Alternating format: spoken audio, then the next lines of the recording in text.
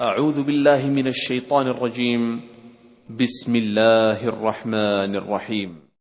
السلام علیکم، welcome to my channel S home chef. اس دعا کے ساتھ آج کی ریسپی کا آغاز کروں گی کہ میرا رب کریم، میرا رب ذوالجلال آپ سب کو اپنے اپنے گھروں میں خوش رکھے، آباد رکھے اور ہمیشہ صحت مند رکھے، آمین۔ آج جو ریسپی میں آپ سے شیئر کروں گی وہ بہت ہی بہترین ہے، یقیناً افطاری کی دعوت میں کھانے کا مزہ دوبالا کر دے گی انشاءاللہ۔ آج میں بہت ہی ٹیسٹی مسالے دار سالن بناؤں گی، دیسی مرغی کا گوشت اور آلو۔ دیسی مرغ کا گوشت بہت ہیلدی اور ٹیسٹی ہوتا ہے، آپ سب یقیناً جانتے ہیں اگر اسے ذائقے دار بنایا جائے تو۔ سالن تو اس کا صحت کے لیے بہت ہی زبردست ہے، مگر اس کی یخنی کو سونے پر سہاگا کہا جاتا ہے۔ ویڈیو کو سکپ کیے بغیر پوری دیکھیے گا، میرے چینل کو سبسکرائب کرنا مت بھولیں، ویڈیو کو زیادہ سے زیادہ لائک کریں، شیئر کریں۔ تو وقت ضائع کیے بغیر ریسپی کی طرف آتی ہوں، شروع کرتی ہوں۔ بسم اللہ الرحمن الرحیم۔ اپنے رب ذوالجلال کا نام لے کے چولہے کا فلیم آن کروں گی، کوکر کو اوپر رکھوں گی کیونکہ یہ سالن میں کوکر میں تیار کروں گی۔ سب سے پہلے اس کے اندر 2 پکانے کے چمچ آئل ایڈ کر دوں گی۔ آئل کے گرم ہونے پر 3 عدد آلو ہیں جنہیں درمیانے پیس میں کاٹ لیا ہے۔ سب سے پہلے میں انہیں فرائی کروں گی 2-1 منٹ۔ آلووں کو کلر نہیں دینا، آپ آلو کو اگر اس طرح فرائی کر کے سالن بنائیں گے تو یقین مانیں سالن کا ذائقہ بہت بڑھ جائے گا۔ 2-3 منٹ فرائی کرنے کے بعد انہیں میں پلیٹ میں نکال لوں گی۔ یہ دیکھیں ماشاءاللہ آلو فرائی ہو گئے ہیں۔ اسی آئل کے اندر 1 عدد پیاز جو کاٹ لی ہے اس کو بھی 1 منٹ 1.5 فرائی کروں گی۔ اس کو بھی آئل سے نکال لوں گی کیونکہ اس کا پیسٹ تیار کروں گی 2 چمچ دہی کے ساتھ۔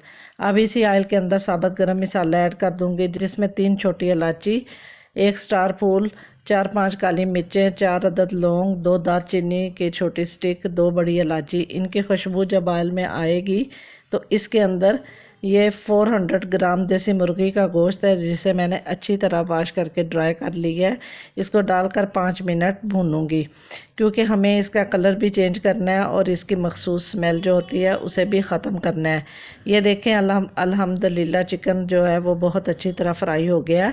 اب اس کے اندر 1 ٹیبل سپون ادرک لہسن کا فریش کوٹا ہوا پیسٹ ایڈ کر دوں گی۔ میں ہمیشہ کہتی ہوں کہ سالن کے اندر فریش ادرک لہسن کوٹا ہوا یا پیسٹ جو جس بھی فارم میں ہو ہمیشہ فریش استعمال کریں تو سالن کا ٹیسٹ مزید بڑھ جائے گا۔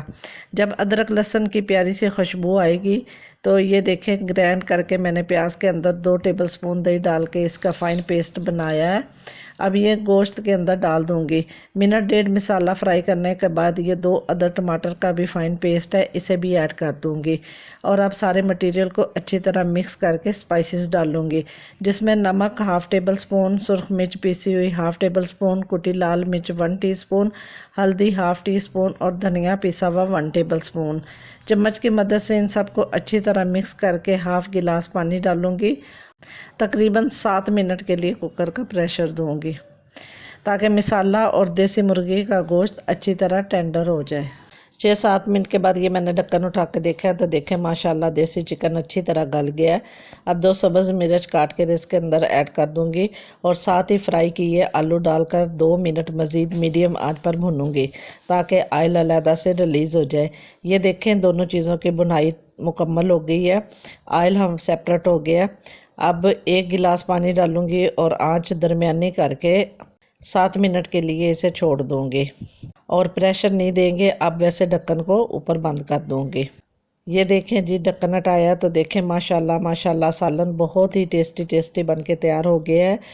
اب اس کے اندر 1/2 ٹیبل سپون پیسا زیرہ ایڈ کروں گی، اس سے سالن کی خوشبو اور ٹیسٹ دونوں بڑھ جائیں گے۔ ساتھ ہی اپنا پسندیدہ سبز دھنیا ڈالوں گی کہ جس کے بغیر مجھے سالن کی لک خوبصورت ہی نہیں لگتی۔ اب میں اس مزیدار اور خوشبودار سالن کی فائنل لک آپ سے تھوڑی دیر بعد شیئر کرتی ہوں۔ بہت ہی مزے کی خوشبو آ رہی ہے یقین مانیں۔ یہ دیکھیں ماشاءاللہ الحمدللہ کیا خوبصورت دلکش کلر ہے سالن کا۔ میں اس کی تھکنس بھی آپ کو چیک کرواتی ہوں۔ یہ دیکھیں کتنے مزے کی گریوی والا سالن ہے، آپ اسے ضرور تیار کریں اور گرم گرم روٹی یا نان کے ساتھ کھائیں۔ اگر آج کی یہ ریسپی آپ کو پسند آئی ہے تو ویڈیو کو زیادہ سے زیادہ لائک کریں، شیئر کریں، کائنڈلی میرے چینل کو ضرور سبسکرائب کریں۔